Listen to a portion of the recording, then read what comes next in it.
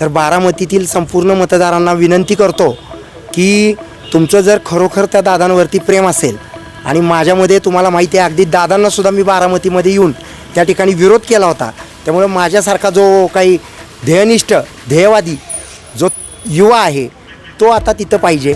कारण दादांचाही घातपात आहे, अपघात आहे, याबद्दलची माहिती त्यांच्याच कुटुंबियांना मिळत नाही आहे. वहिनी DCM आहेत, त्यांनी त्यावरती काही बोललेलं नाही आहे. त्यांची मुलंही त्या ठिकाणी शांत आहेत.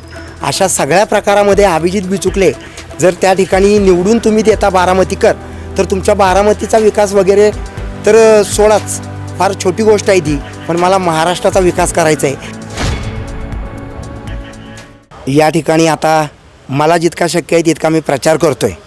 तुमच्यासारख्या सर्व न्यूज चॅनल्सनी माझ्या मतांना, माझ्या विचारांना त्या ठिकाणी साथ दिलेली आहे. त्यामुळं तुमच्या माध्यमातूनही इतक्या कडक उन्हाळ्यामध्ये हे चाललं आहे. माझा मुद्दा इतकाच आहे की विधिमंडळामध्ये जे काय आता चाललं आहे, बुवा बाया आणि इतके घाणेरडे अश्लील प्रकार चालू आहेत, तिथंही जर आवाज उठणार नसेल तर बारामतीतील संपूर्ण मतदारांना विनंती करतो की तुमचं जर खरोखर त्या दादांवरती प्रेम असेल आणि माझ्यामध्ये तुम्हाला माहिती आहे अगदी दादांनासुद्धा मी बारामतीमध्ये येऊन त्या ठिकाणी विरोध केला होता, त्यामुळे माझ्यासारखा जो काही ध्येयनिष्ठ ध्येयवादी जो युवा आहे तो आता तिथं पाहिजे. कारण दादांचाही घातपात आहे, अपघात आहे, याबद्दलची माहिती त्यांच्याच कुटुंबियांना मिळत नाही आहे. वहिनी DCM आहेत, त्यांनी त्यावरती काही बोललेलं नाही आहे. त्यांची मुलंही त्या ठिकाणी शांत आहेत.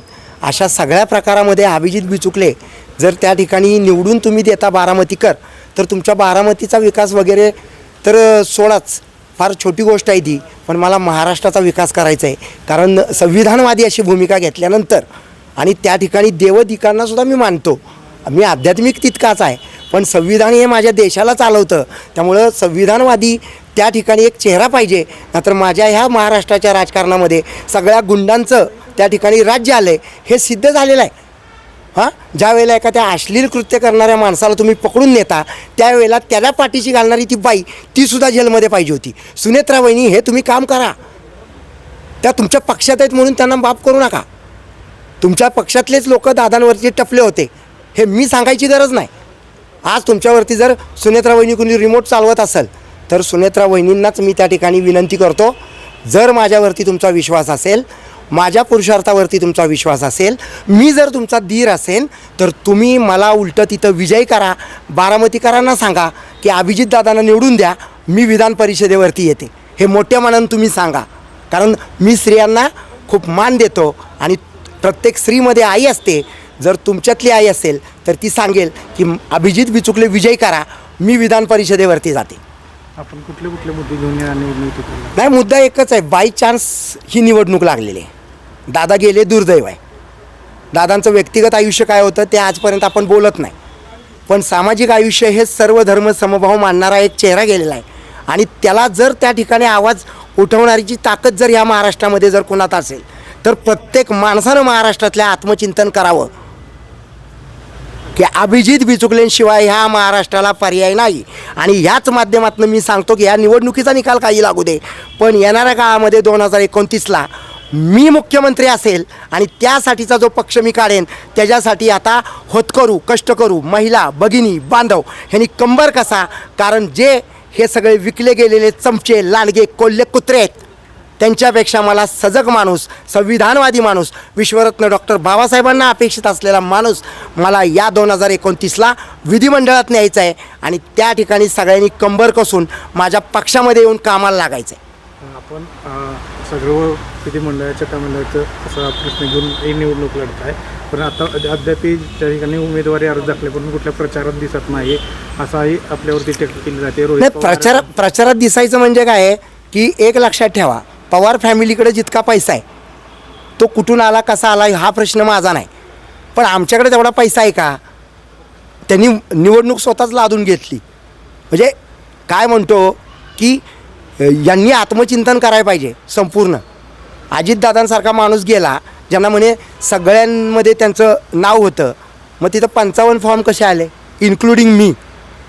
माझा तर येणारच होता, कारण संविधानवादी मार्गाने जर मला विधिमंडळात जायचं आहे तर निवडणूक लढणं हा माझ्याकडे एक भाग आहे. तुम्ही 6 वेळा त्या ठिकाणी विधिमंडळात गेला, कुणीही असेल, कुणाचं नाव घ्यायचं नाही, काय तुम्ही 6-6 वेळा जाऊन तिथं दिवे लावले त्या आमदारांनी मला दाखवा बरं. स्वतःच्या पोरांची खळगे भरले, पोटं भरली, कार्यकर्त्यांना मोठं केलं. जनतेचा विकास झाला आहे का महाराष्ट्रामध्ये त्या आमदारांचा सांगा. हा प्रश्न आहेच ना. मग येणाऱ्या पिढीमध्ये नवीन आमदार येतील, नवीन महिला आमदार येतील. ह्या बंधूंना भगिनींना पुढं नेण्याचं काम मी करतो आहे. हा कुठलाही पक्ष आत्ता मोठा करणार नाही. भाजप तर काय करतं आहे, मी बोलाय नको. भाजप तर कुणाकुणाला घेते तुम्ही मला सांगा. त्यांच्याकडे एक फिल्टर आहे, म्हणजे घरामध्ये माझ्या पाण्याचा फिल्टर आहे तसा त्यांच्याकडे फिल्टर आहे. जितकंही वाईट झालं की भाजपमध्ये जायचं. मग त्यापेक्षा ती काँग्रेस परवडली होती ना. I am the independent. माझी जी थॉट प्रोसेस आहे इंडिपेंडंट आहे. मी कुणाचाही मिंदा नाही आहे, मान्य करा ही गोष्ट. म्हणून तर मी आदित्य ठाकरेला विरोध केला. म्हणून तर मी 2024ला अजित पवारांना विरोध केला. कारण त्यावेळेला प्रश्न असा होता की 70,000 कोटी जनतेचे गेले कुठं, आणि 70,000 कोटी जनतेचे गेलेले आहेत. आता दादाही गेलेले आहेत, तर ते दादा क्लीन चिटेड आहेत चला. पण जे राहिलेले होते त्याच्या पाठीमागं त्यांच्यावरती ॲक्सेप्ट घ्या. 70,000 कोटी द्या जनतेचे. सुनील तटकरे जिवंत आहे ना. सुनील तटकरे हा माणूस पहिला आरोपी होता दादांपेक्षा. दादांचं काय झालं आहे, लेबलिंग फक्त दादांचं होत गेलं. किती भ्रष्टाचार झाला आहे महाराष्ट्रामध्ये. 70,000 कोटी द्या, सुनील तटकरेकडनं घ्या गोळा करून. मी देतो वहिनींना पाठिंबा. म्हणजे वहिनी जर डायरेक्टर ह्या सगळ्या टीमला जर मॅनेज होणार असतील, त्यांचं रिमोटिंग जर ह्यांच्यावर चालणार असेल, तर माझ्या राज्याचं काय. दादा सर्वसमावेशक होते. दादांचं कार्य तसं तुम्ही पुढं चालवताय का. आता तुम्ही मूग गिळून गप असलाय. 70,000 कोटी रुपये सुनील तटकरेंच्या माध्यमातून द्या त्यांची संपत्ती मोजा, त्यांची घरदारं, पोरांच्या नावं असलेली प्रॉपर्टी विका. मी आत्ता येतो आणि वहिनींबरोबर त्या ठिकाणी सपोर्ट करतो. नाहीतर 4 नंबरचं बटन चिन्ह दूरदर्शन हे बारामतीकरांनी निवडून दिलं पाहिजे. डॉक्टर अभिजित वामनराव बिचुकले असं नाव आहे. 4 नंबरच्या क्रमांकाचं बटन दाबायचं आहे. TV.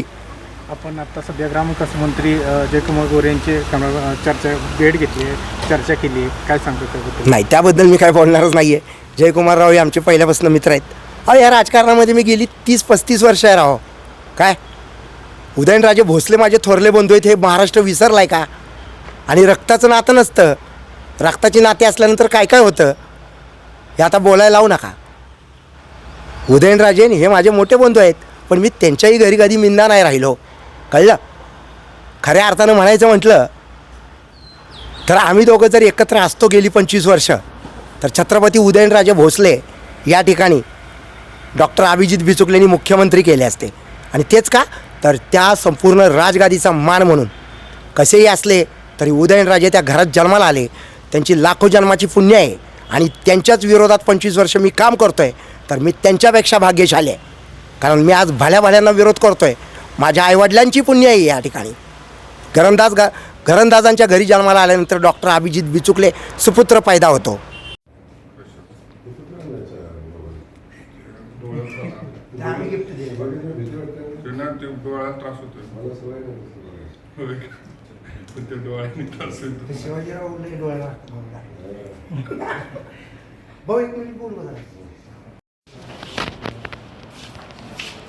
अरे इकडे इकडे अभि इकडे